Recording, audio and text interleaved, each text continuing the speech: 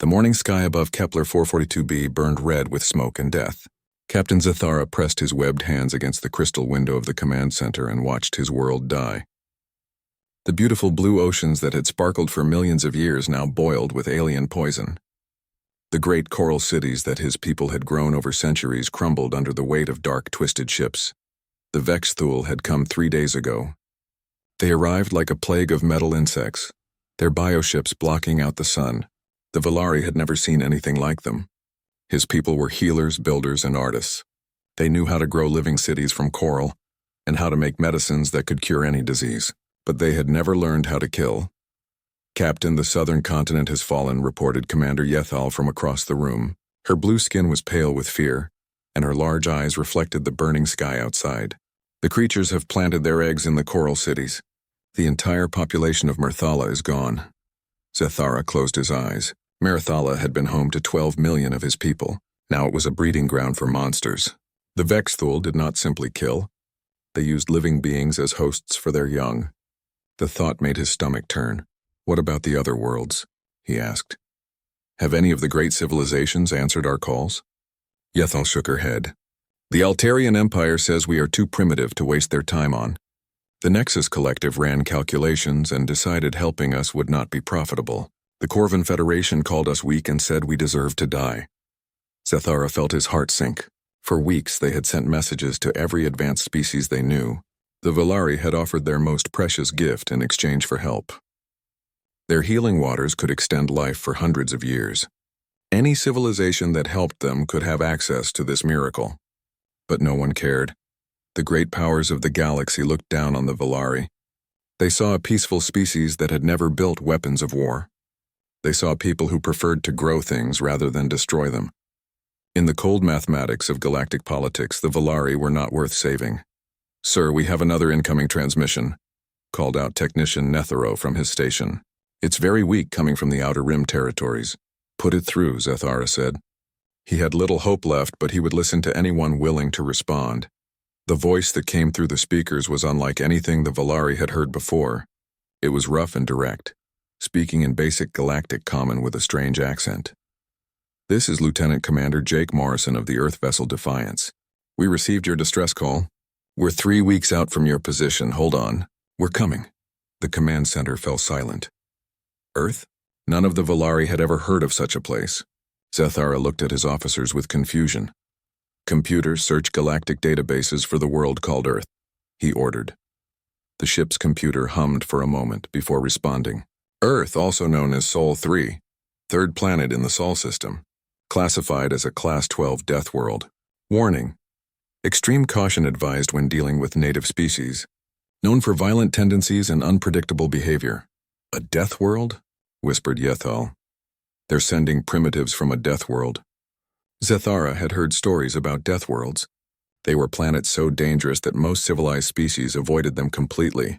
The few beings that evolved on such worlds were usually savage and brutal.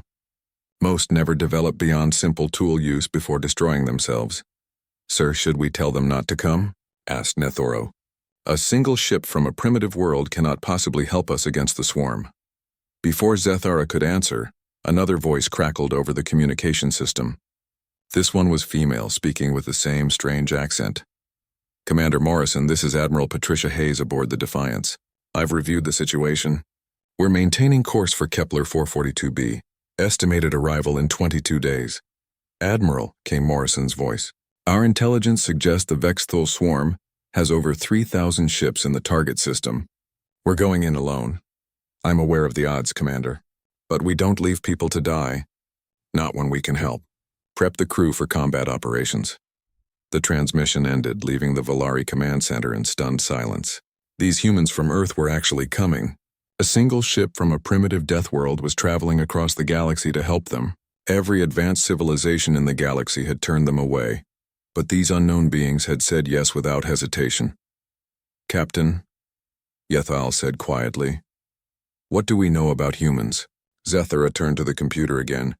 "Computer, display all available information on the species known as humans." The holographic display activated, showing a bipedal creature with pale skin, small eyes, and strange hair covering its head. The information scroll was short and disturbing. Humans, native to the Deathworld Earth. Average lifespan, 80 standard years. Notable characteristics: persistence hunting, pack behavior, rapid adaptation to hostile environments. Warning: species shows extreme aggression when protecting others. Approach with caution. Persistence hunting? Asked Nethoro. What does that mean? It means they chase their prey until it dies from exhaustion, the computer explained. Humans lack the speed or strength of most predators on their world, so they evolved to simply outlast their enemies. They can run for days without stopping. The image on the display changed, showing Earth itself. It was a blue and green world that looked beautiful from space, but the data told a different story. The planet was covered in deadly storms, volcanic eruptions, and poisonous creatures. The gravity was twice what most species could survive. The atmosphere contained a gas called oxygen that was toxic to many life forms. How did anything survive on such a world? Wondered Vexthul. By becoming more dangerous than everything else, Zathara said quietly. He was beginning to understand. These humans had not evolved on a peaceful world like the Valari. They came from a place where only the strongest, smartest, and most ruthless could survive. They were warriors by necessity. A new alarm rang through the command center. On the main screen, they could see the Vexthul ships beginning another assault on their remaining cities. The bioships moved like living creatures, their dark hulls pulsing with unnatural life. Streams of smaller attack craft poured out of them like angry insects. The city of Cathara is under attack, reported Vexthul. 8 million people are trapped. There. Zathara watched helplessly as the alien ships descended on another of his cities. In 3 days, his people had gone from 50 million to less than 30 million. The Vexthul were not just conquering his world. They were consuming it, turning it into something twisted and wrong. Sir, incoming message from the planet's surface, called Nethoro. The voice that came through was weak and filled with static. This is Dr. Keith Allo from Research Station 7. The Vexthul have overrun our position. They're using some kind of biological weapon to change our atmosphere. Our people can't breathe in the affected areas. Zathara felt his hope dying. Even if these mysterious humans arrived, what could one ship do against an entire swarm? The greatest military forces in the galaxy had refused to help because they knew it was hopeless. What chance did primitives from a Deathworld have? But then he remembered the human voices on the communication channel. They had not asked about payment or rewards. They had not calculated odds or considered profit. They had simply heard that people needed help and they had come. Maybe that was what his people needed. Not the most advanced weapons or the smartest strategies. Maybe they needed someone who understood that some things were worth fighting for no matter the odds. All stations prepare for extended siege operations, Zathara ordered. We hold out for 22 more days. Help is coming. As he spoke the words, he almost believed them. Somewhere in the darkness between the stars, a ship full of warriors from a Deathworld was racing toward them. The civilized galaxy had abandoned the Valari, but the barbarians were coming to save them. The ESS Defiance moved through hyperspace like a metal predator hunting in the dark. Lieutenant Commander Jake Morrison stood on the bridge watching the stars blur past the viewscreen. In 2 days, they would drop out of hyperspace at the edge of the Kepler 442 system. In 2 days, they would face an enemy that had destroyed entire civilizations. Commander, Admiral Hayes wants to see you in the briefing room, said Ensign Kate Miller from the communications station. Morrison nodded and made his way through the ship's corridors. The Defiance was not the largest vessel in space, but it was built for war. Every surface was covered in armor plating. Every room contained weapons lockers and emergency supplies. The ship had been designed by people who understood that the universe was a dangerous place. Admiral Patricia Hayes was waiting for him in the briefing room along with the ship's senior officers. Major Lisa Carter sat at the table in her combat fatigues, her blonde hair pulled back in a tight bun. Chief Engineer Bobby Torres was there too, his hands stained with grease from working on the engines. Dr. Helen Adams sat quietly in the corner, reading reports on her tablet. Take a seat, Jake, Admiral Hayes said. She was a small woman with gray hair and sharp eyes, but everyone on the ship knew she was tougher than most men twice her size. She had earned her rank fighting pirates in the outer colonies before Earth had made contact with alien civilizations. Morrison sat down and looked around the table. These people had volunteered for a mission that might never bring them home. They had left families and friends behind to travel across the galaxy and fight for strangers. It was exactly the kind of crazy thing humans did. I've been reviewing our intelligence on the Vexthul swarm, Admiral Hayes began. What we know isn't encouraging. They reproduce by laying eggs inside living hosts. They can adapt their biology to survive in almost any environment. Most importantly, they've never been defeated in open combat. Major Carter leaned forward. What about their weaknesses? Everything has weaknesses. That's the problem, Dr. Adams spoke up from her corner. According to the Galactic databases, they don't have any known weaknesses. They're perfect biological weapons. The only species that ever survived an encounter with them did so by running away and never coming back. Chief Torres scratched his beard. Well, we're not running away, so we better figure out how to kill these things. Admiral Hayes activated the holographic display in the center of the table. It showed the Kepler 442 system with thousands of red dots surrounding the planet. Each dot represented a Vexthul bioship. Our mission is simple, the Admiral continued. We protect the Valari people and drive off the swarm. We have one ship against 3,000. The odds are not in our favor. Morrison studied the tactical display. The Vexthul ships were arranged in loose formations around the planet. They moved like a swarm of insects with no apparent pattern or strategy. But he knew that was probably deceptive. Any species that could conquer worlds had to have some kind of intelligence guiding them. What do we know about their ship capabilities? He asked. They're biological constructs, Dr. Adams replied. Grown rather than built. They can heal damage and adapt to new threats. Their weapons appear to be some kind of plasma discharge system. No energy shields, but their hulls are incredibly tough. Major Carter was studying the display too. What about ground forces? Insect-like creatures about the size of a large dog. Fast, aggressive, and armed with natural weapons. Claws, acid spray, that sort of thing. They hunt in packs and show basic tactical intelligence. Morrison nodded. It sounded like everything he had expected from a species that evolved for warfare. But humans had evolved for warfare too, just in a different way. Admiral, I have a suggestion, he said. The Galactic powers failed against the Vexthul because they fought them the way they fight everyone else. Standard formations, predictable tactics, civilized rules of engagement. And you think we should do something different? Admiral Hayes asked. I think we should fight like humans, Morrison replied. These creatures expect their enemies to act logically. They expect formations and strategies that make sense to a military computer. They don't expect chaos. Major Carter grinned. You want to go full barbarian on them? Exactly. Hit-and-run attacks, ramming maneuvers, nuclear mines, whatever it takes. Make them react to us instead of following their own plans. Chief Torres was nodding enthusiastically. I can modify some of our torpedoes to act as ramming charges. Turn them into kinetic weapons instead of explosives. These bioships might be tough, but they still follow physics. Dr. Adams looked worried. This is incredibly dangerous. We're talking about close-quarters combat with creatures that specialize in tearing apart other life forms. Doc, we're from Earth, Morrison said. Our entire planet specializes in tearing apart other life forms. We've been doing it for millions of years. Admiral Hayes stood up and walked to the view screen. Outside, the stars continued their endless dance through hyperspace. I want everyone to understand something. This mission is volunteer only. Any crew member who wants to transfer to a transport ship and head home can do so when we reach the system. No questions asked, no shame involved. The room was quiet for a moment. Then Major Carter spoke up. With respect, Admiral, we knew what we were signing up for when we joined this crew. We don't abandon people who need help. That's not what humans do. Chief Torres nodded. My engines will get us there and get us home. That's a promise. Dr. Adams sighed and closed her tablet. I suppose someone needs to keep you all alive long enough to save these Valari people. I'll start preparing medical supplies for combat casualties. Morrison felt pride swell in his chest.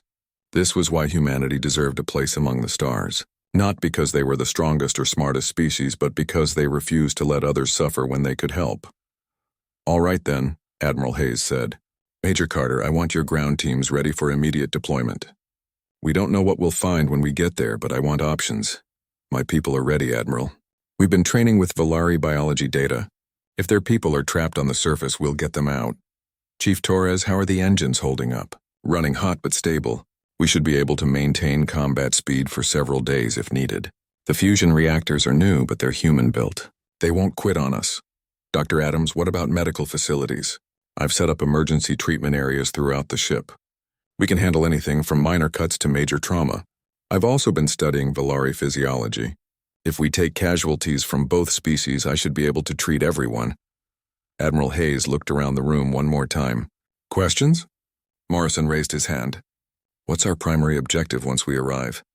Rescue operations or direct assault on the swarm? Both, the Admiral replied. We save as many Valari as possible, and we make the Vexthul regret ever coming to their system. These creatures think they can consume entire civilizations without consequences. It's time they learned they're wrong. The meeting ended and the officers dispersed to their duties. Morrison remained behind for a moment, staring at the tactical display. 3,000 enemy ships against one. In any reasonable universe, it would be a massacre. But humans had never been particularly reasonable. As he walked back to the bridge, Morrison passed groups of crew members preparing for battle. Sergeant Tony Brooks was cleaning his rifle while telling jokes to his squad.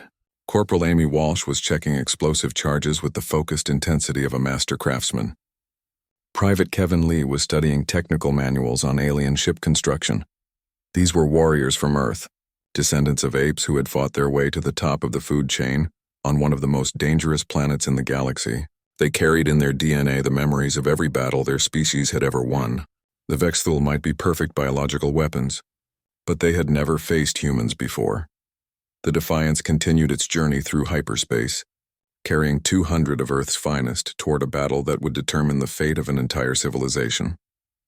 Behind them, Earth waited for news. Ahead of them, the Valari counted the hours until help arrived. And in the dark between the stars, an ancient truth prepared to reveal itself once again. Sometimes the most civilized thing to do is to unleash barbarians. The ESS Defiance dropped out of hyperspace at the edge of the Kepler 442 system, like a shark entering bloody water. Lieutenant Commander Jake Morrison stood on the bridge and stared at the horror before them. The viewscreen showed a planet dying under a blanket of dark ships that moved like living nightmares. "Sweet Jesus," whispered Ensign Kate Miller from her station. "How many are there?" "Computer is counting 3,247 ships," reported Chief Navigator Dan Parker. "They're swarming the planet like flies on roadkill." Admiral Patricia Hayes stood behind Morrison's chair, her face hard as stone. She had seen war before, but nothing like this. The Vexthul bioships moved in patterns that hurt to look at, writhing and pulsing as they circled their prey. "Communications. Try to reach the Valari," Hayes ordered. Miller worked her controls for several minutes before shaking her head. "Most of their communication networks are down. I'm getting some weak signals from the outer system. Looks like a research station on one of the moons." "Put it through." The voice that came through the speakers was filled with desperation. The translator struggled with the Valari language, but the fear was clear in every word. "This is Dr. Kethelo from Research Station 7. Is someone out there? Please respond. Our world is dying. The creatures have taken the cities. They're changing our air into poison. Our people cannot breathe in half the continent now." Morrison leaned forward. "Dr. Kethelo, this is Commander Morrison of the human vessel Defiance. We received your distress call. We're here to help." There was a long silence on the other end. When the Valari scientist spoke again, his voice was filled with disbelief. "Human, from the Death World Earth? You came, but there is only one of you. How can one ship fight so many?" "Doctor, we humans have a saying. It's not the size of the dog in the fight that matters. It's the size of the fight in the dog." Morrison looked back at Admiral Hayes, who nodded. "We're going to show these creatures what happens when they pick on people who can't fight back." Hayes moved to the center of the bridge. "All stations prepare for combat operations. Major Carter, get your teams ready for immediate deployment. Chief Torres, I want maximum power to engines and weapons." The Defiance moved deeper into the system and the crew got their first close look at the enemy. The Vexthul ships were things of biological nightmare. They pulsed with organic life, their hulls covered in what looked like insect chitin. Strange appendages writhed from their sides, and their weapons glowed with sick green light. "Admiral, 3 of the smaller bioships are moving to intercept us," reported the tactical officer. "Perfect," Hayes said with a cold smile. "Let's introduce ourselves properly. Morrison, you have tactical command. Show me what human warfare looks like." Morrison studied the approaching ships. They were moving in a standard formation, the kind any military academy would teach. Predictable and logical. That was their first mistake. "All fighters launch immediately," he ordered. I want them to scatter and attack from 6 different directions. No formation flying, just pure chaos. Weapons free. 12 human fighter craft poured out of the Defiance like angry wasps. They moved in patterns that made no sense to any civilized military mind. Some flew straight at the enemy ships, others came from below and above. 2 pilots decided to fly backwards while shooting, just to confuse the enemy sensors. The Vexthul bioships tried to respond, but their weapons couldn't track targets that moved so randomly. Their plasma bolts missed by wide margins as the human fighters danced around them like leaves in a hurricane. Direct hit on the lead bioship, reported the tactical officer. Their hull is showing damage, but it's already starting to heal. Morrison nodded. Dr. Adams had warned them about that. The bioships could repair themselves, but it took time and energy. All fighters concentrate fire on the wounded ship. Don't let it heal. The human pilots swarmed the damaged vessel like pack hunters taking down wounded prey. Their lasers and missiles kept tearing new holes faster than the organic hull could close them. Within minutes, the bioship was venting atmosphere and falling apart, but the other 2 enemy ships had adapted. They were firing in wider patterns now, trying to catch the chaotic human fighters. One of the pilots, Lieutenant Rick Stone, took a direct hit and his fighter exploded in a ball of fire. "Stone is down," came the voice of squadron leader Captain Mary Foster over the communication system. "These things learn fast." "Then we learn faster," Morrison replied. "All fighters, new tactic. Ram the wounded ship and eject at the last second." "Sir, that's completely insane," Foster replied. "Exactly. They won't expect it." Captain Foster laughed, and Morrison could hear the wild joy in her voice. This was what humans did best. They found the most dangerous, stupid, and effective way to solve a problem, and then they did it with a smile. "You heard the commander, people. Let's go full kamikaze on these bugs." 2 of the fighters accelerated directly toward the second bioship. At the last possible second, both pilots ejected, leaving their fighters to slam into the enemy vessel at full speed. The kinetic impact tore through the organic hull like bullets through flesh.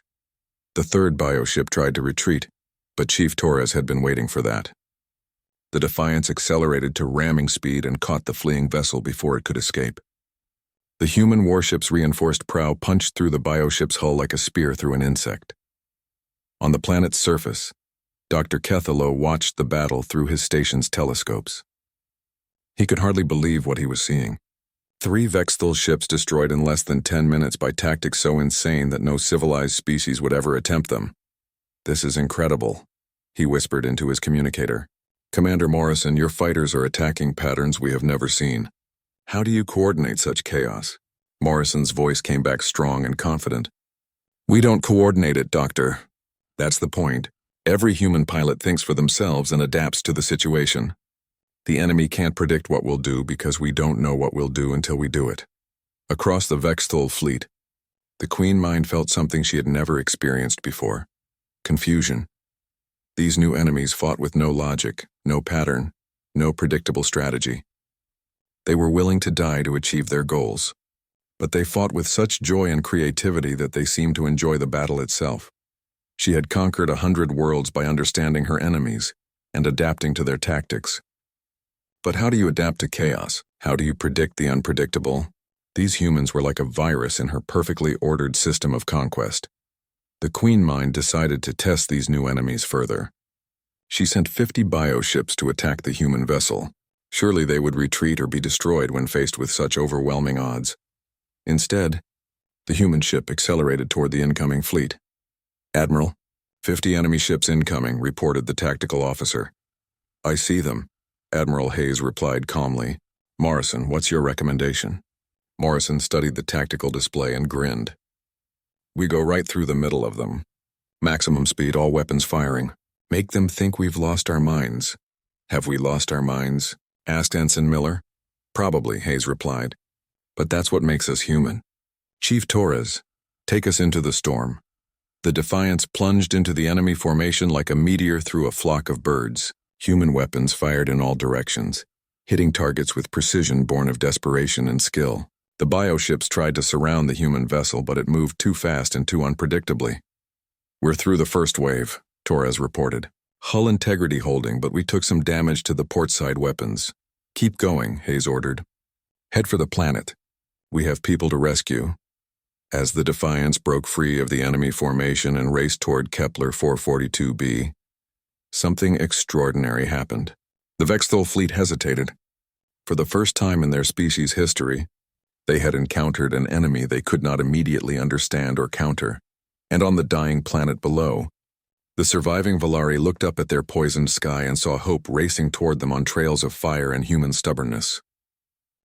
The Defiance shook as it entered the poisoned atmosphere of Kepler 442b. Through the view screen, the crew could see a world transformed into nightmare. The blue oceans had turned sickly green, and strange organic structures grew like tumors across the landscape. What had once been beautiful coral cities were now twisted hives pulsing with alien life. Landing zones located, reported Chief Navigator Dan Parker. Dr. Adams, you need to see this. Dr. Helen Adams moved to the sensor station and studied the readings. Her face went pale. The atmosphere has been changed at the molecular level. These creatures aren't just conquering the planet. They're terraforming it to suit their biology. The air is becoming toxic to the Valari. Major Lisa Carter was already suiting up in her combat gear. Her team of 12 Marines checked their weapons and sealed their armor. Each soldier carried enough supplies for 3 days of combat in hostile environment. "Major, what's the plan?" asked Sergeant Tony Brooks as he loaded explosive charges into his pack. "We go in hard and fast," Carter replied. "Intel says there are Valari survivors trapped in the underground sections of the city of Kethara. We get them out before the atmosphere kills them all." Corporal Amy Walsh adjusted her helmet and activated her suit's air recycling system. "What about the bugs, Major? How many are we talking about?" Dr. Adams pulled up the tactical data on the main screen. Vexthul ground forces appear to be about the size of large dogs. They move in packs of 10 to 20 individuals. Razor-sharp claws, acid spray capability, and basic pack intelligence. They hunt like earth wolves, but with insect physiology. Private Kevin Lee, the team's demolitions expert, grinned behind his faceplate. "So they're smart enough to hunt in groups, but not smart enough to use real tactics?" "That's the theory," Carter said. "Remember, these things have never fought humans before. They don't know about our endurance, our pattern recognition, or our pack bonding instincts. Use that advantage." The dropship launched from the Defiance and dove toward the planet's surface. Pilot Lieutenant Sarah Davis flew through clouds of toxic gas while dodging plasma fire from Vexthul ground installations. The ship's hull sparked as enemy weapons struck the armor plating. 30 seconds to drop zone," Davis called back to the Marines. "I'm reading massive biosignatures down there. You're going into a nest, people." Carter looked at her team. These were volunteers from Earth's military, men and women who had signed up knowing they might die on an alien world fighting creatures from humanity's worst nightmares. But they were smiling. Humans always smiled before a fight. The dropship touched down in what had once been a beautiful plaza. Now it was covered in organic slime that pulsed with sickly light. Strange growths covered the coral buildings and the air shimmered with toxic vapors. "Go, go, go," Carter shouted as the team poured out of the ship. The Vexthul were waiting for them. The creatures emerged from the organic growths like spiders from their webs. They were exactly as the databases had described. Insect-like beings with 6 legs, razor claws, and mandibles that dripped acid. Their compound eyes reflected the strange light of their bioweapons. The first pack of Vexthul charged the human landing zone expecting easy prey. They had evolved to hunt peaceful creatures that would run or freeze with fear. They had never encountered anything like human Marines. Sergeant Brooks opened fire with his assault rifle, laying down a field of lead that tore through the advancing aliens. But instead of falling back like civilized soldiers would, the humans did something the Vexthul had never seen before. "They advanced while shooting. Contact left," shouted Corporal Walsh as she lobbed a grenade into a cluster of the creatures. "They're trying to flank us." The Vexthul attempted their standard hunting pattern, surround the prey and attack from multiple directions. But humans had evolved to fight pack predators on Earth. They moved in tight formation, each soldier covering the other's blind spots. When the aliens tried to surround them, they found themselves walking into overlapping fields of fire. "Kevin, blow the entrance to the underground," Carter ordered as her team fought their way across the plaza. Private Lee sprinted toward the coral structure that housed the entrance to the Valari shelter. Vexthul creatures leaped at him from all directions, but his teammates provided covering fire. Earth weapons tore through chitin and alien flesh like paper. Lee planted his explosive charges and dove for cover. The blast opened a hole in the organic matter that had grown over the entrance. Through the smoke, they could hear Valari voices calling for help. Down there, Carter pointed to the opening. Brooks, Walsh, establish a perimeter. Everyone else were going fishing. The team descended into the underground shelter where they found nearly 1,000 Valari civilians huddled in the dark. The aliens were tall, blue-skinned beings with large eyes that reflected intelligence and fear. Many were injured, and all were suffering from the poisoned air that was seeping into their refuge. "Are you the humans?" asked an elderly Valari female. "The ones Dr. Cathalo told us about?" "Yes, ma'am," Carter replied through her suit's translator. "We're here to get you out." "Can your people move?" "Many are too weak. The air has been poisoned for days. Our children especially suffer." Carter activated her communicator. "Defiance, this is Ground Team Alpha. We have civilians who need immediate medical evacuation. The air down here is toxic to Valari physiology." Dr. Adams's voice came through the channel. "Major, I'm reading the atmospheric data from your suits. The Vexthul have introduced Earth-like bacteria into the environment. It's designed to break down Valari cellular structure. Can you counteract it?" "Maybe. I need samples of the contamination and access to Valari medical databases." "But Major, there's something else. The biological agent they're using is specifically targeted at peaceful species. It wouldn't affect aggressive predators like humans at all." Carter felt a chill run down her spine. "You're saying they designed a weapon that would kill peaceful species but leave aggressive ones alone?" "That's exactly what I'm saying. The Vexthul have encountered humans before, or at least something very much like humans. They were ready for us." Above ground, Sergeant Brooks was discovering the same thing. More Vexthul were emerging from the organic structures, but these ones moved differently. They seemed to understand human tactics and were adapting their attacks accordingly. "Major, we've got problems up here," Brooks reported. "These bugs are learning. They're using cover now and coordinating their attacks." Through his rifle scope, Brooks watched as the Vexthul organized themselves into what looked suspiciously like military formations. They had gone from mindless pack hunters to tactical fighters in a matter of minutes. "Walsh, you seeing this?" he asked. Corporal Walsh was pinned behind a piece of debris as acid rounds splashed around her position. "They're not just adapting, Sarge, they're remembering. Every time we use a tactic, they counter it faster." In orbit above the planet, the Vexthul Queen Mind was indeed learning. She had accessed the genetic memories of her ground forces and was analyzing human combat patterns in real time. These creatures from Earth fought like nothing in her experience, but she was beginning to understand their nature. They were persistence predators, like her own species, but they had evolved in a different direction. Where the Vexthul had developed perfect biological adaptation, humans had developed perfect tactical adaptation. They could change their strategy mid-battle and work together in ways that defied individual logic. But the Queen Mind had faced adaptive species before. She began modifying her ground forces, giving them human-like pack coordination while maintaining their biological advantages. Back in the underground shelter, Major Carter was helping wounded Valari to the surface when her communicator crackled with an urgent message. "Major, this is Commander Morrison. We're tracking massive movement in the Vexthul fleet. It looks like they're converging on your position." Carter looked around at the 1,000 frightened aliens depending on her team for survival. Outside, she could hear the sound of battle intensifying as more enemy forces arrived. Her 12 Marines were already outnumbered 50-1, and the odds were getting worse by the minute. "How long until evacuation?" she asked. "The dropships are 20 minutes out," Morrison replied. "Can you hold that long?" Carter checked her weapon and looked at her team. They were low on ammunition and surrounded by creatures that were learning to fight like humans. Any sane military commander would order a retreat. "Commander, we have 1,000 civilians down here. We're not leaving without them." "Understood, Major. Hold your position. Help is coming." Carter smiled grimly as she prepared for the fight of her life. This was what humans did. When the odds were impossible and the situation hopeless, they dug in and refused to quit. The Vexthul might be learning human tactics, but they would never understand human stubbornness. The battle for Kepler 442b reached its breaking point as thousands of Vexthul ground forces surrounded Major Carter's position. The air above the ruined city filled with bioships descending like mechanical vultures. In the underground shelter, 1,000 Valari civilians waited for salvation that might never come.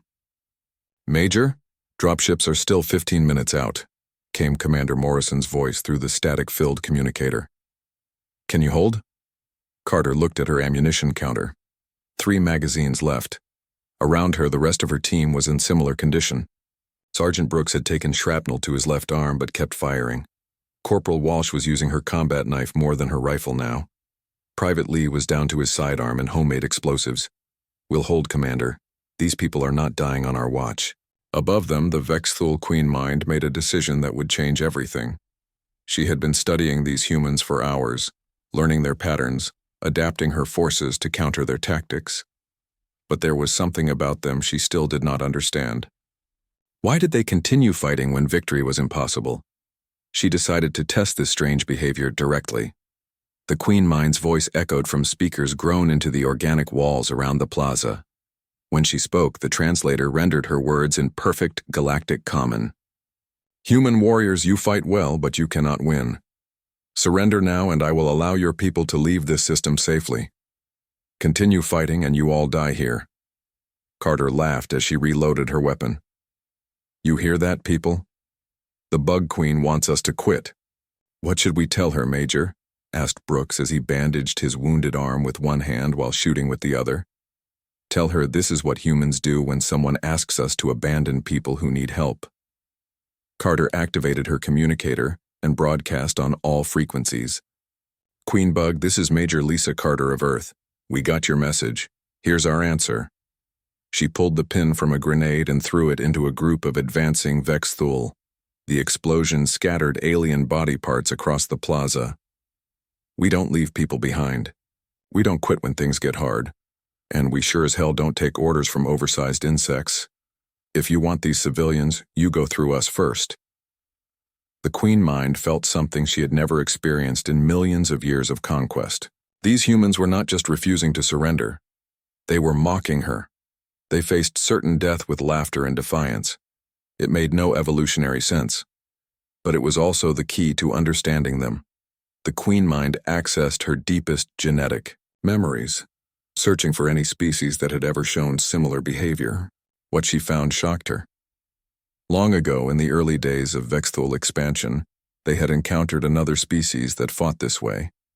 Creatures that refused to abandon their young, that died laughing, that turned hopeless battles into costly victories for their enemies. The Vexthul had eventually destroyed them, but it had taken decades and cost millions of swarm ships. Those ancient enemies had called themselves something in their dead language. The closest translation was, "those who endure." The Vexthul had thought that species was extinct. But looking at these humans, the Queen Mind realized the truth. They were not the same species, but they were the same type of creature. Deathworlders, pack hunters, persistence predators who never knew when to quit, and they were dangerous precisely because they were willing to die for others. The Queen Mind made her second critical mistake. Instead of retreating and finding easier prey, she decided to crush these humans completely. She would make an example of them that would terrify the galaxy into submission. Every Vexthul ship in the system began moving toward the planet. On the surface, Dr. Helen Adams was making a discovery of her own. Working with the limited equipment in her emergency medical bay, she had been analyzing samples of the Vexthul bioweapon that was poisoning the atmosphere. "Commander Morrison, I've found something important," she broadcast to the Defiance bridge. "The biological agent the Vexthul are using has a fatal weakness. It was designed to target peaceful species, but it breaks down rapidly when exposed to adrenaline and other stress hormones." "What does that mean, Doc?" Morrison asked as he watched enemy ships descending toward the planet. "It means the weapon doesn't work on species that produce high levels of stress hormones during combat, like humans, but more importantly, I can synthesize a cure using human blood as a base component." Morrison felt hope surge through his chest. "How much blood do you need?" "A lot. More than our crew can safely donate. But Commander, if we can get this cure to the Valari, they might be able to fight back themselves. Their own biology could be modified to resist the poison." Below on the planet, Carter's team was down to their last few rounds of ammunition. The Vexthul had learned to use human tactics against them, coordinating attacks and using cover effectively. But they had also made their own mistake. They had gotten close enough for hand-to-hand combat, and humans had evolved for hand-to-hand combat with the most dangerous predators on Earth. When Sergeant Brooks ran out of ammunition, he drew his combat knife and charged into a group of 6 Vexthul. His blade sliced through chitin like butter, and his Earth-trained reflexes let him dodge their claws and acid spray. One alien managed to rake its claws across his chest, but Brooks ignored the pain and kept fighting. Corporal Walsh found herself surrounded by 4 of the creatures. Instead of panicking, she did something that confused them completely. She smiled. Then she pulled the pins from her last 2 grenades and held them against her chest. "Come and get me, you ugly bugs," she taunted. The Vexthul hesitated, sensing danger but not understanding what kind. In that moment of confusion, Walsh threw both grenades and dove behind cover. The explosion cleared her immediate area of enemies. Private Lee had been backed against the entrance to the underground shelter. Dozens of Vexthul were advancing on him, ready to pour into the refuge where the Valari civilians waited in terror. Lee looked at his empty weapon, then at the explosives on his belt. He had enough charges to collapse the entrance, sealing the civilians safely inside. But doing so would trap him outside with the enemy. He would die, but 1,000 Valari would live. Lee activated his communicator one last time. "Major, I'm sealing the entrance. Take care of my folks back home." Before Carter could respond, Lee triggered all his remaining explosives simultaneously. The blast brought down tons of coral and rock, completely blocking access to the underground shelter. The explosion also took out 30 Vexthul and created a crater 20 meters wide. "Kevin!" Carter screamed, but her friend was gone. The sacrifice of Private Lee marked the turning point of the battle. Across the galaxy, other species were monitoring the fight through intercepted communications.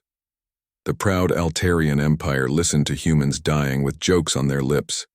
The Technological Nexus Collective recorded conversations where human soldiers worried more about alien civilians than their own lives. Word spread through the galactic networks.